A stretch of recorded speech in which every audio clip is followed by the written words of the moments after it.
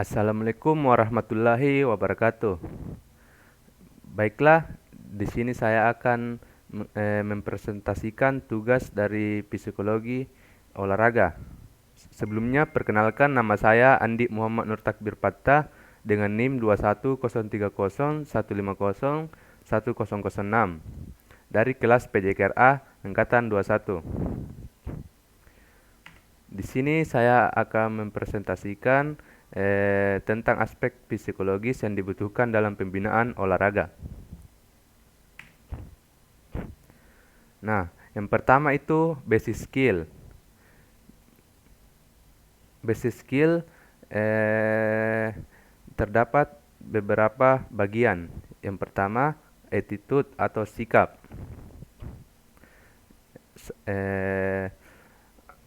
Attitude atau sikap merupakan pondasi kesuksesan. Memiliki sikap positif berarti memiliki perspektif yang optimis dan terbuka terhadap berbagai situasi. Dalam kehidupan sehari-hari, sikap positif dapat mempengaruhi bagaimana orang lain merespon kita.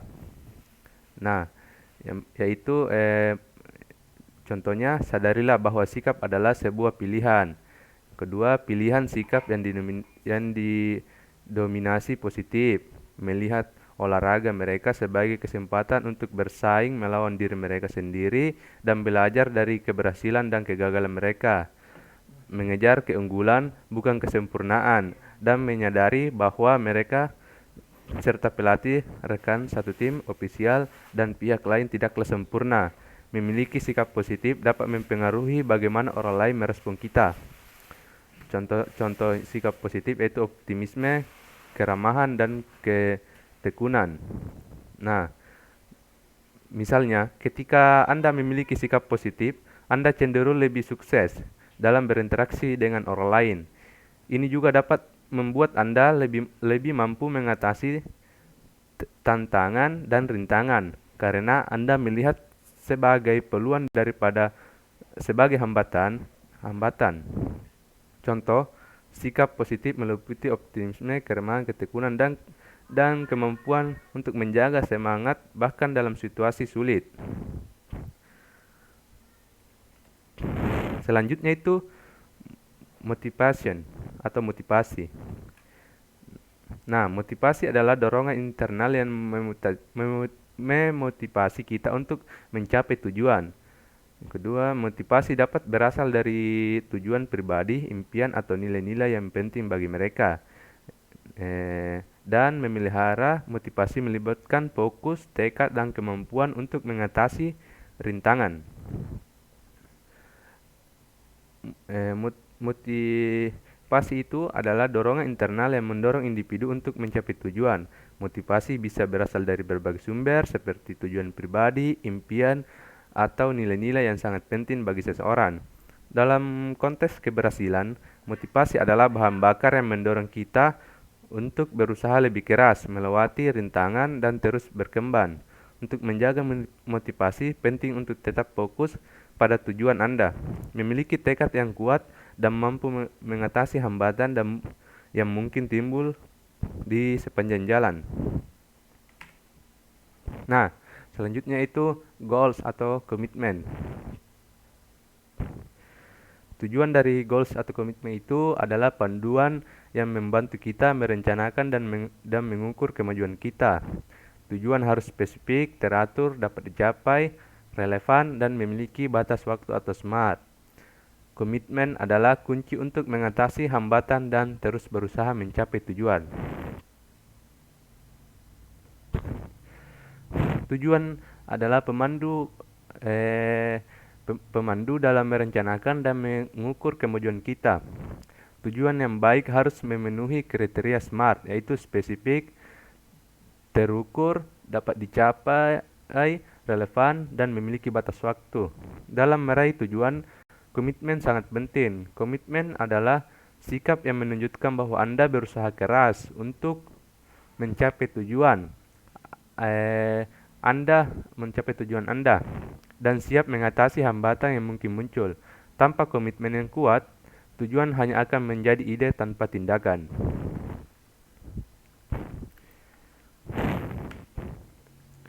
Nah, yang selanjutnya itu people skill. People skill atau keterampilan berinteraksi dengan orang lain, kemampuan berkomunikasi dengan baik dan bekerja sama dengan orang lain adalah keterampilan yang sangat penting dalam berbagai aspek kehidupan.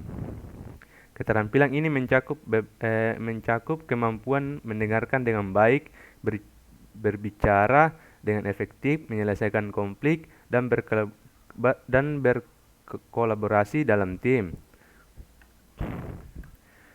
Yang pertama itu kemampuan berkomunikasi dengan baik dan bekerjasama dengan orang lain sangat penting. People skill mencakup kemampuan mendengarkan, berbicara, menyelesaikan konflik, dan berkolaborasi. Kedua, hubungan yang baik dengan orang lain dapat membuka pintu peluang dan dukungan.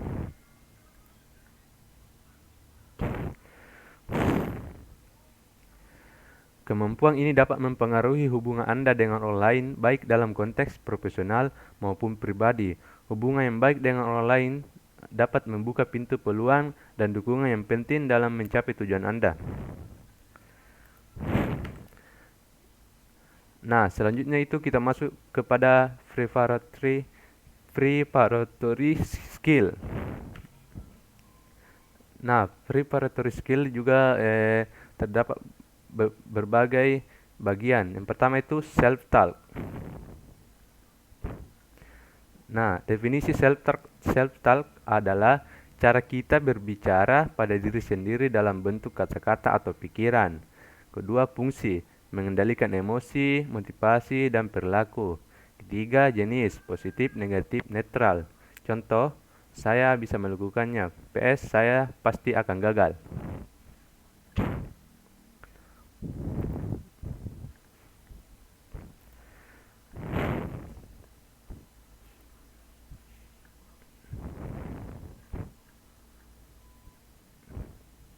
Nah, self-talk. Definisinya itu cara kita berbicara pada diri sendiri dalam bentuk kata-kata atau pikiran. Ini bisa berupa pernyataan positif, negatif, atau netral yang kita alami dalam kehidupan sehari-hari. Nah, fungsi.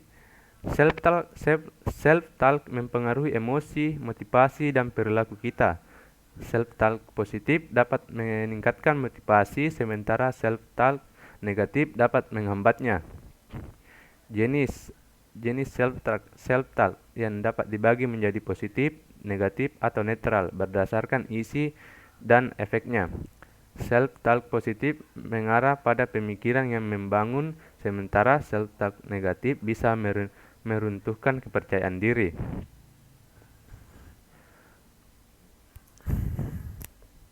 Nah, selanjutnya itu pentingnya self-talk positif, itu menjaga motivasi dan percaya diri. Menjelaskan bahwa self-talk positif membantu kita menjaga motivasi, kepercayaan diri, dan ketahanan mental saat menghadapi kesulitan. Self-talk positif juga berdampak positif pada hasil kinerja dan pencapaian tujuan, meningkatkan ketahanan seperti menjaga motivasi dan percaya diri, meningkatkan ketahanan mental dalam menghadapi kesulitan, dan mempengaruhi hasil kinerja dan pencapaian tujuan. Nah, selanjutnya itu cara meningkatkan self-talk positif. Yang pertama, kesadaran diri atau self-awareness terhadap self-talk negatif. Nah, self-talk meningkatkan self-talk positif termasuk kesadaran diri terhadap self-talk negatif dan praktik yang konsisten dalam menggunakan self-talk positif.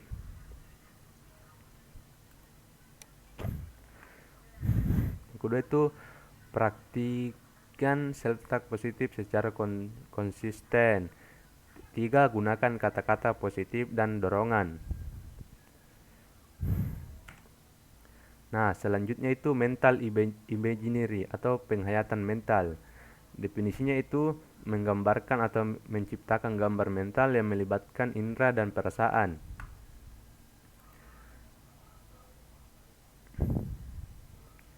eh, konsep mental imagery yang melibatkan pencapaian gambaran mental yang melibatkan indera dan bersaing ini adalah teknik yang dapat membantu kita meningkatkan fokus dan kepercayaan diri dan performa untuk mencapai performa. Fungsinya itu meningkatkan fokus, kepercayaan diri, dan performa kan. Nah, selanjutnya manfaat mental imaginary. Manfaatnya itu meningkatkan kepercayaan diri, memperbaiki teknik atau keterampilan, meningkatkan pemahaman dan persiapan. Nah, teknik penghayatan mental atau imaginary. Tutup mata, bernapas dalam-dalam, dan rileks. Bayangkan diri Anda berhasil mencapai tujuan Anda. Rasakan sensasi, suara, bau, dan emosi. Nah, mungkin itu saja materi yang dapat saya paparkan. Lebih dan kurangnya mohon dimaafkan. Assalamualaikum warahmatullahi wabarakatuh.